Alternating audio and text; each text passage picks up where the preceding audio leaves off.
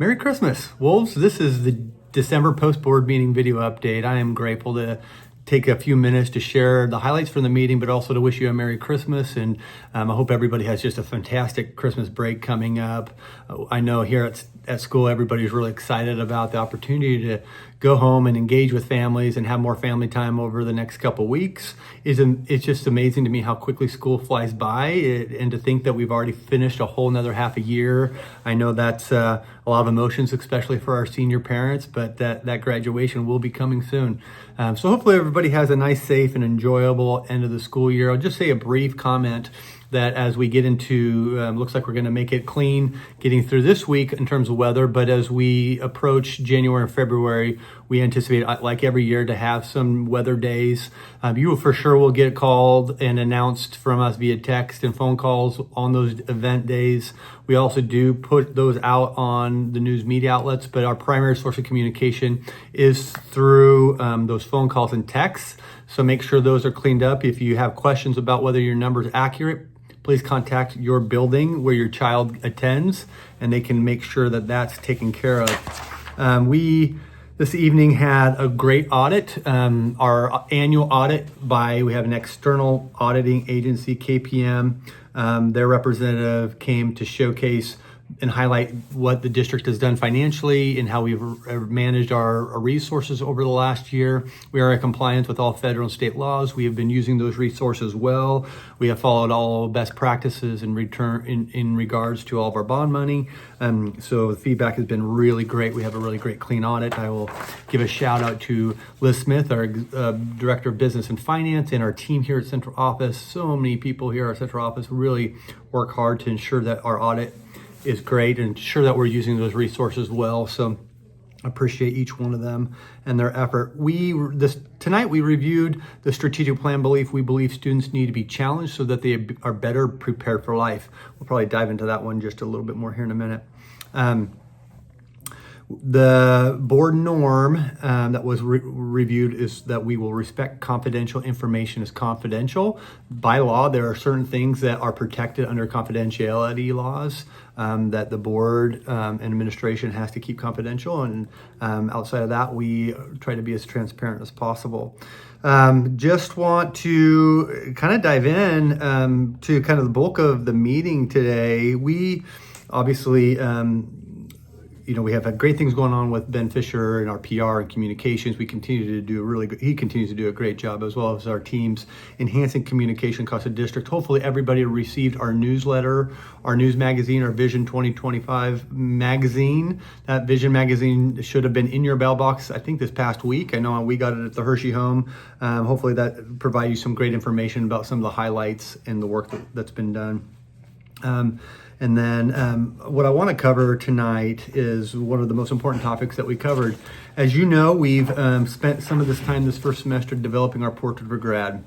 This last week, we assembled patrons, some students, and some staff members together to kick off our 2030, our next 5-year strategic plan vision. The team worked for 3 days, two and a half days, really to dive into identifying what are our core beliefs. So we evaluated all the beliefs that had been identified, made some adjustments and some adds. We identified our parameters. What are those self-imposed boundaries that we are going to have as a district that we're going to say we're going to follow? So those have been adjusted. We have identified our mission, which is maintaining the same mission. So we're excited about that. Kept our tagline, committed to personal academic excellence. Then the team looked at data. We did a SWOT analysis talking about strengths, weaknesses, opportunities, and threats, looking at internal factors and external factors, and ultimately came up with some objectives to measure and to hold us against as we continue to move forward. And then we developed 5 strategies. I'm not going to go through the strategies now in depth, but I will tell you that the strategies we have 5 strategies. 4 of the 5, one is related to some facility things. 4 of the other strategies are all student-centered. So one of the things you'll recall from our last strategic plan is we had a strategy about enhancing community engagement, which is a lot about branding, marketing, communications. So that was very much how we're communicating and operating on the outside. One of our other strategies was to recruit, retain, grow high quality staff. So those are no longer in this new strategic plan, because the example I use is because now they're operational. So for example, our strategy 4 of recruitment, retention, and growing staff, those practices are part of our culture now. We will be competitive. We will continue to be innovative in those practices. It is operationally adopted now as part of our system. So we'll continue to look at how are we the best compensating district in the area, how do we continue to push wages, what do we do for recruitment and retention. That's part of our new norm of how we're operating. So that's not in there, but what you will see is a much more intentional design centered around student ownership over their learning, goal setting, personalized learning, preparing kids for life and beyond, which has to do Porter for grad integration. Student well-being is still a big pillar, a big strategy, student well-being, and behavioral support and social and emotional support. And then really what are our students doing throughout the day and after school, and how can we continue to enhance those programs? I have felt so excited. I went home Thursday night after our strategic plan was finalized with our strategic planning team, feeling a high level of energy, a high level of excitement, but also just like this, I don't know if it's stress or just this like feeling of now we really got to get to work. And because we've had such a success over the last 5 years, and it's been a momentum for so much good in our district, the expectation in my mind, the standards being elevated, because 4 of the 5 strategies are really deep student-centered strategies about academically rich processes and programs and things that we'll be doing for our kids, which is how it should be, right? And so I'm really excited about that. So mark this date down, January 14th as a community member. January 14th, well, anybody, staff members, you'll be invited to this as well, but on January 14th, we will have our action planning kickoff. This means what we do now that we have those items that I've previously discussed with you solidified, the board will got those during the board meeting, and the board had an opportunity to give feedback and approve those. But now the work goes to our community, to our students, our staff members, and our patrons, anybody in the entire community, as long as you are good-willed, meaning you're willing to work together, you don't have a personalized agenda, that you're willing to work towards the intent of the strategy, you can be involved in determining the direction of the district for the next 5 years by being involved in action planning.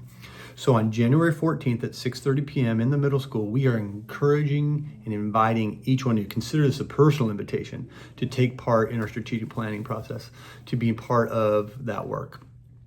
Because you'll get assigned, you can choose one of those action steps. We'll have those pushed out. You'll be able to identify which one you want to be a part of. And then you get to really dictate some of those recommendations of how we get to the strategy over the next several months. So those of you that were part of that last year or 5 years ago can attest to the work that's necessary, needed, and to the impact that it's had over the course of time. January 6th, that'll be a meeting for just our staff members. We want to make sure you get this information first, so we'll be sharing that information right when you come back. We'll have a breakfast. Really appreciate Ann Ferguson, who's providing breakfast for our staff. Thank you so much, Ann, for that. And then we will share with you those strategies and also have a deep dive conversation into Portrait for Graduate. So that'll happen right when we return. So tonight the board was able to give their feedback. We were able to have dialogue centered around it.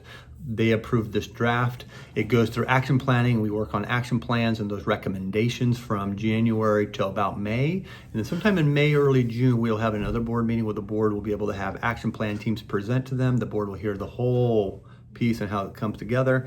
And then it'll go for them to approve. And then next year, strategic plan year number 1 for 2030.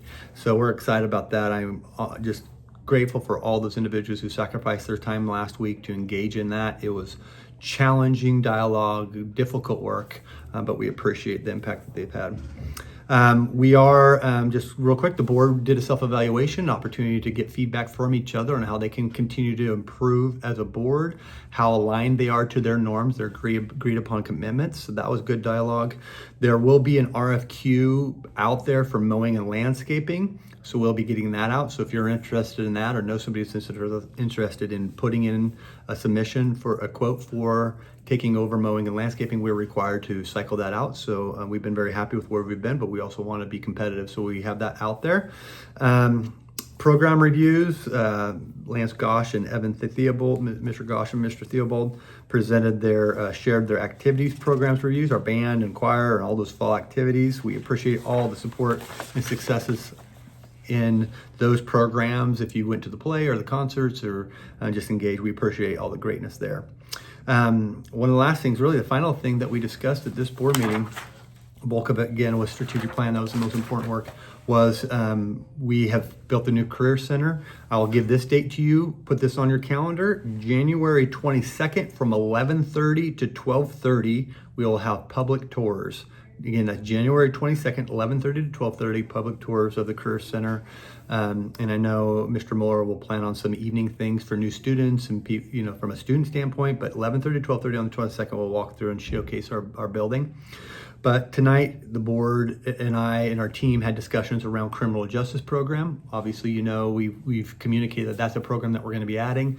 We anticipate at a minimum 40 students enrolled in that program. The cost of that tuition that we get from Sunday school should cover the cost of instructors. So the board, we ask that they approve that program as well as adding that teacher. So we'll get that position posted here soon.